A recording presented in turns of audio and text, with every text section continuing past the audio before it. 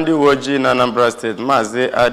Adeoye anaghị ezumike nka site n'ọrụ ndị uwe ojii Naịjirịa dịka o ji afọ 35 chara acha wee jere obodo ozi. Ya bụ mmemme dọtara Gọvanọ Chukwuma Soludo site na nnọchiteanya osote ya bụ Dr. Onyekachukwu Ibezim, onye bụbu onye isi oche Police Service Commission Chief Simon Okeke, ndị ọchịagha dị iche iche, ndị eze ọdịnala nakwazi ndị otu Police Officers Wives Association POWA na-ehichapụ bekee na ndị ọzọ okwu ha na-ede ude. Chidimma Ike Anyọnwụ ji akụkọ a wee nabata.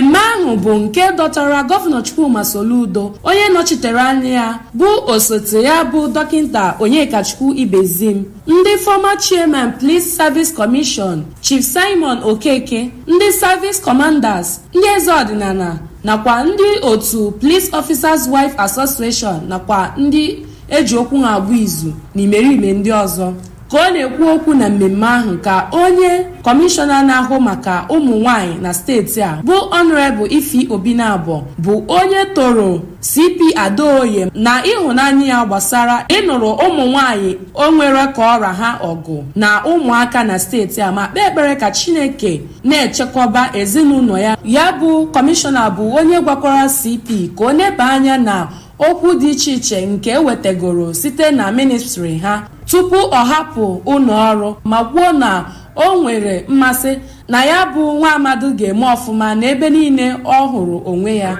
Na mbụri ka ya bụ mmemme bụ nke emerubere n'ogige Alex Ekweme, nke ọ bụ omenala ndị Please ma gakwa n'iru mee mmemme pull out na International Conference Center nke dị n'Awka.